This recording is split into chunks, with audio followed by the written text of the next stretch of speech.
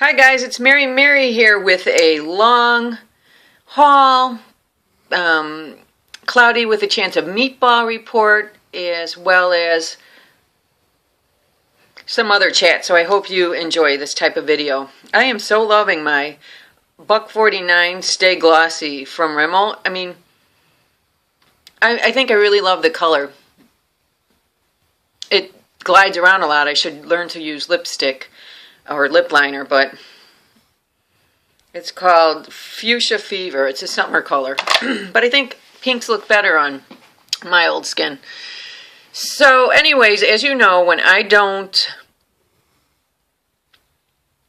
lower myself, I reward myself when the meatball does things to drive me nuts. So I went to Aunt Maisie's antique store and purchased this made in Italy bracelet. It's like a mosaic for $25 on sale, and had the pleasure of, I brought my brother there. He had a riot. They're brother and sister who own this store. It's an old original school in Algonquin, Illinois, and we just had a riot with them. They are just so funny.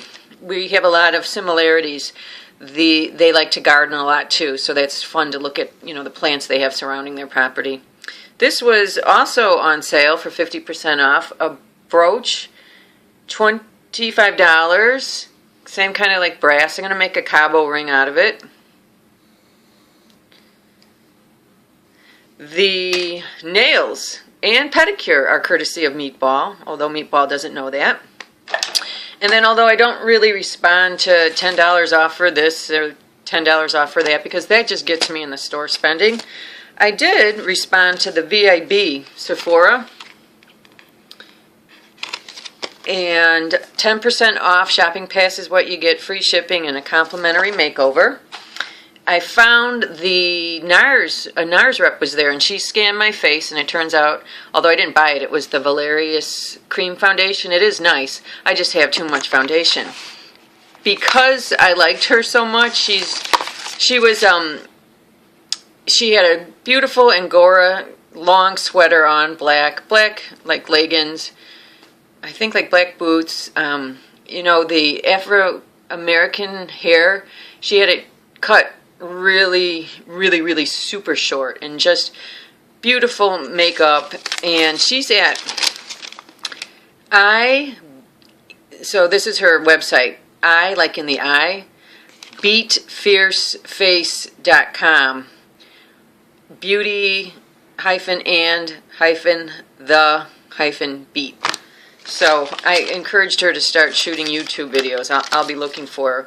So anyways, just because I enjoyed her, I purchased NARS products, which of course I've lost already. I needed to spend like $44 to attain the VIP status, and I have to say, this was in like those little, right when the impulse section right before you make your purchase. I believe this is the Orgasm. Yeah, it's the Orgasm and Laguna trio. Really nice. I have a lot of dupes for this. I think, let's see. This looks dead on. It's beautiful color, radiance in sunburst from Elizabeth Arden. I have the Rose d'Oro or the Luminoso that I think are dupes. And then, of course, the e.l.f. contour and blush set. Here's the Rose d'Oro and the Luminoso. The Milani blushes are really nice too. But nothing, I really think you might enjoy this Orgasm. I think. And then I purchased in vanilla the concealer, which of course I can't find if my life depended on it right now. It looks like a e.l.f., you know how the e.l.f. comes in the lip gloss comes in those square containers. That's what this cream concealer came in, and it goes on drier than, say, Garnier or Maybelline. It's more like a Active Light from Jane Iredale kind of coverage. And I think that's about it. So let me get into what Meatball did, and then at the end of this video I'll show you some things I've done to ensure my privacy.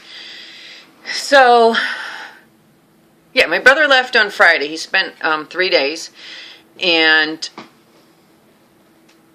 I was weeding, and someone was pounding on their window, which amazingly I haven't seen that blind open all summer, and now it's been open daily, just like he's on his porch now daily when I haven't seen him all summer on there. Pounding on the window. And so later on, I was still gardening because plants are like 80 cents a piece around here. Heavenly bamboo, pampas grass. I got a 8-foot Vanderwool pine for $25. Just amazing things. So anyways, later on, I happened to look in my backyard, and if he wasn't so dangerous, it would have been comical, because he had his right arm, like, with a vodka and Sprite, leaning into the bushes that cover my property line. The utility pole is the separation back there. And his left foot is over my no trespassing sign, so he's kind of like balancing himself, and then he crab walks. Like, I don't know, are you going to be invisible all of a sudden? I don't know if he saw me. I don't think he did. So I called the police, and here's the odd thing. The wife said that I'm doing this for some reason. This might be one of the reasons. This has been going on for 5 years, and there's a reason for that. I felt sorry for him. I no longer do. My freedoms have been so confined, I just didn't realize it. I didn't even move in the house, and my brother reminded me. See, I've forgotten more than I remember what he's done. I didn't even move into the house, and it was the first time my brother saw the house, and he's like, "What's with the dead fish in the back?" And he said, "You were so nonchalant, it was eerie." You're like, "Oh, that's just my weird neighbor." Prior to the fish, he had placed a bedpan and the carafe and this and that on my front lawn, and first time I'm like, har har. Second time I'm like, har har, but, really don't do that. He's left my gate open, and, knowing I have dogs, just more than I can imagine. The thing that really pissed me off, sorry for my French, is that, well, the apple doesn't fall far from the tree here. When his son battered my neighbor to the point, and his son's dating my neighbor, and his son's daughter was living with them at the time with a newborn, fairly new, like maybe 3 months old, and she's the one that called the police on the son. The day after, Meatball took his aluminum, his lawn swing, and placed it between his property and mine so he could intimidate and stare down my neighbor. I asked him, "What are you doing with that? That's my property. Please remove that." You can tell I'm getting really pissed off and upset. I mean, that's what I'm living next to. So that's why I get all these presents. And anyways, the whole thing with the police was weird, because his wife, who's his prisoner, I mean, if you've been abused for 40 plus years, hinted that it was some kind of tit for tat, and the officer's like, "I hear your dog's barking a lot." I'm like, "Yeah, there's 5 officers here. And if they're barking, it's because Meatball trained them to investigate, talk to my neighbors. When I'm gone, pounds on the door so they bark." He says, "This is a real nice neighborhood. I don't see anyone else, with no trespassing signs up," or whatever he said. And I told him, "Your officers told me to put them up. They saw them. They said put up more. Talk to my neighbor next door why he can't sell his house." I mean, I can see why battered women, children, men don't press charges. If this is how you make someone as tough-minded as me kind of feel. I told you that they came for the son instead of him. I mean, how do you make that mistake? Why do you introduce one of the 5 officers as in training? That's not necessary for me to know. And then come and find out why you're doing this. Why don't you ask why he feels it's okay it's harassment. you know. And just like I told him, you know, I don't think you understand. This is more than trespassing. It's more than littering. I was just weeding, and he's pounding on the window. I think I don't make eye contact with him, officer. I don't even talk to him. I don't even want that opportunity. He's like, good, that's how you should be. That's how I've always been when he gets weird. But at this point, I'll never speak to the man again. And he's like, and he can look out. There's the right to open spaces. At this point, I was like, great. And this sergeant who came was wondering where his officers were.